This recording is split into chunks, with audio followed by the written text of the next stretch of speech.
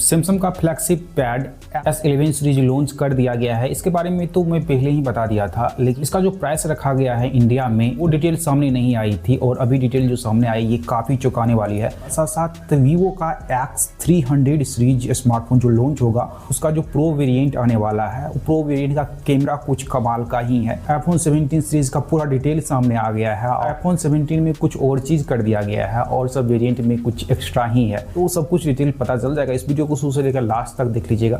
तो चलिए शुरू करते हैं वीडियो। फ्लिपकार्ट पे BBD सेल और अमेजोन पे ग्रेट इंडियन फेस्टिवल 23 सितंबर से शुरू होगा। ऑफिशियली डेट कंफर्म कर दिया गया है। देखो, अगर BBD सेल की बात करें तो इस सेल में कुछ स्मार्टफोन बहुत ही अच्छे प्राइस पे आने वाला है, मतलब कम प्राइस पे आएगा। जैसे सैमसंग का S24 की बात करें तो इसका प्राइस 40,000 के अंदर हो सकता है। वहीं एक और स्मार्टफोन पोको X7 Pro की बात करें तो खैर मेरे ख्याल से ये स्मार्टफोन खरीदने लायक तो नहीं होगा। आई थिंक इसका प्राइस 20,000 के प्राइस पॉइंट पे आएगा और 20,000 के प्राइस पॉइंट पे बहुत ही सुपर ये स्मार्टफोन बन सकता है, क्योंकि चिपसेट देखो और सब चीज देखो बढ़िया है इसमें। साथ सैमसंग का एक और smartphone Samsung S24 FE smartphone, और इस स्मार्टफोन को लेकर बहुत लोग क्रेजी है और आई थिंक बहुत ही बिक्री होने वाला है इस सेल में। देखो प्राइसिंग की बात करें तो आई थिंक ये 35,000 के प्राइस पॉइंट पे आ सकता है इस सेल में। Oppo F31 सीरीज इंडिया में 12 सितंबर को लॉन्च होने जा रहा है। इसमें 3 स्मार्टफोन देखने को मिल जाएगा, Oppo F31 और इसका प्रो वेरिएंट और प्रो प्लस। प्रो प्लस की बात करें तो 35,000 के प्राइस पॉइंट पे देखने को मिल जाएगा और प्रो की बात करें तो 30,000 के प्राइस पॉइंट पे। F31 की बात करें तो 20,000 के प्राइस पॉइंट पे देखने को मिलेगा। देखो, Oppo का जो भी स्मार्टफोन लॉन्च होता है उसमें प्राइस के अनुसार ना ही कैमरा हार्डवेयर दिया जाता है, ना ही परफॉर्मेंस प्राइस के अनुकूल दिया जाता है। खैर, ये स्मार्टफोन का स्पेसिफिकेशन आप देख सकते हो किस तरह का स्पेसिफिकेशन मिलने वाला है, ये डिटेल सामने आई है। Moto A60 Neo की बात करें तो ये स्मार्टफोन इंडिया में आने वाला है। ये यूरोप में लॉन्च कर दिया गया है। इस स्मार्टफोन का स्पेक्स डिटेल तो आप यहाँ देख लो, पढ़ लो, पता चल जाएगा। इसमें एक खास चीज मुझे लगी कि इसमें वायरलेस चार्जिंग दिया गया है और अदर फीचर्स देखो तो जिस तरह का Moto देता है स्पेसिफिकेशन उसी तरह का देखने को मिलेगा। कैमरा देख लो या अदर फीचर्स देख लो, परफॉर्मेंस देख लो।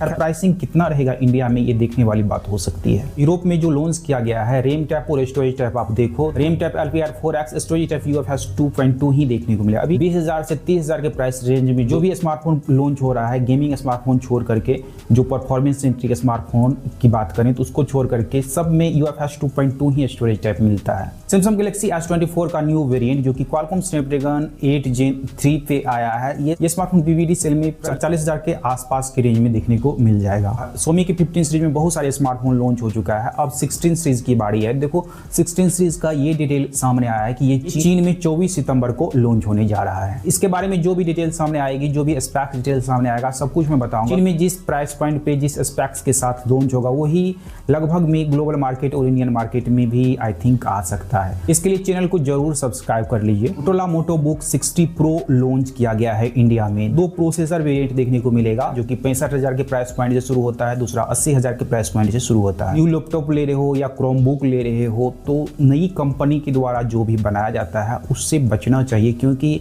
कम प्राइस नहीं लगता, इसमें बहुत ही ज़्यादा प्राइस लग रहा है। तो इसीलिए थोड़ा बहुत सोच समझ करके अगर लॉन्च हुआ है तो लॉन्च होने के कुछ समय बाद रिव्यू देखो, 2 मंथ, 3 मंथ, 4 मंथ, तो उसके बाद ये देखना चाहिए कि इस लैपटॉप में कुछ प्रॉब्लम भी क्रिएट होती है नहीं क्रिएट होती है, उसके बाद खरीदने के लिए सोचो तो बेहतर होगा। अगर देखो इतने प्राइस पे ये खरीद रहे हो तो इसके ऑप्शन में बहुत सारे लैपटॉप अवेलेबल है, बहुत सारी वर्क आप कर पाओगे, बहुत ही हार्ड वर्क भी कर पाओगे।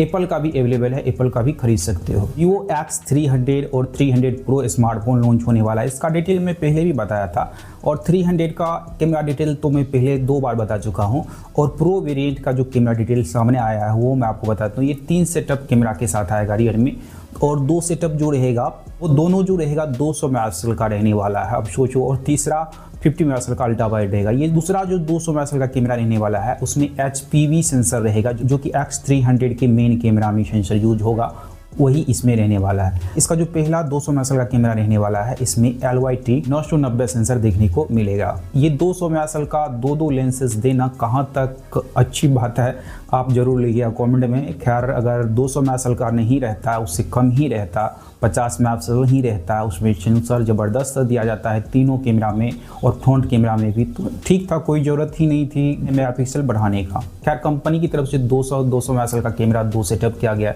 कुछ सोच समझ करके ही, कुछ रिसर्च करके ही दिया होगा। खैर, कस्टमर का ही डिमांड हो ये नेक्स्ट अगर हम आईफोन 17 सीरीज की बात करें तो ये 9 सितंबर को लॉन्च होने वाला, ये सबको पता है। आप यहाँ देख सकते हो कि आईफोन्स का स्पेसिफिकेशन सामने आ गया है, प्राइस भी सामने आ गया, आप देख सकते हो। पहला आईफोन 17 और आईफोन 17 एयर दोनों में क्या समानताएं हैं, देखो दोनों में चिपसेट इक्वल रहेगा, A19 चिपसेट। और प्रो मैक्स की बात करें तो इसमें A19 प्रो चिपसेट देखने को मिलेगा। चिपसेट में डिफरेंस हो गया। उसके बाद रैम की बात करें तो इसमें भी डिफरेंस देखने को मिल जाएगा। आईफोन 17 है, इसमें 8 GB ही रैम देखने को मिलेगा। एयर में जाओगे तो 12 GB रैम मिलेगा, और उससे ऊपर प्रो और प्रो मैक्स में भी जाओगे तो 12 GB रैम मिलेगा। सभी में LPDDR5X रैम टाइप देखने को मिलेगा, आप देख सकते हो पूरा स्पेसिफिकेशन। नेक्स्ट अगर सैमसंग टैब की बात करें जो कि फ्लैगशिप टैब है, रिसेंटली लॉन्च ही किया गया है 11 और S11 अल्ट्रा। इसका जो प्राइस रखा गया है इंडिया में बहुत ही ज़्यादा प्राइस है। वाईफाई वेरिएंट का ही प्राइस आप देखो कितना है। S11 का जो वाईफाई का बेसिक वेरिएंट है उसका प्राइस 81,000 से शुरू होता है। अल्ट्रा में जाओगे तो उसका बेसिक वेरिएंट का प्राइस वाईफाई में 1,11,000 से शुरू होता है। तो कम प्राइस नहीं है, बहुत ही ज़्यादा प्राइस है। जबकि प्राइस मैनेज करने के लिए इसमें चिपसेट भी क्वालकॉम का नहीं MediaTek का यूज़ किया गया है। 50,000 के प्राइस पॉइंट पे OnePlus Pad 3 भी लॉन्च किया गया है, इसके बारे में भी मैं बताया था, आप वो वीडियो भी देखो। उसका डिटेल मुझे इससे बहुत ही अच्छा लगता है। सिर्फ इसमें एमोलेड डिस्प्ले दे दिया गया है और उसमें LCD पैनल आता है, और परफॉर्मेंस और सब फीचर्स तो बहुत ही ज़बरदस्त है OnePlus Pad 3 का भी। कैसी लगी वीडियो जरूर लिखिए आप कमेंट में। वीडियो में क्या इंप्रूव करना चाहिए ये भी लिखिएगा कमेंट में। Thanks for watching video, thank you.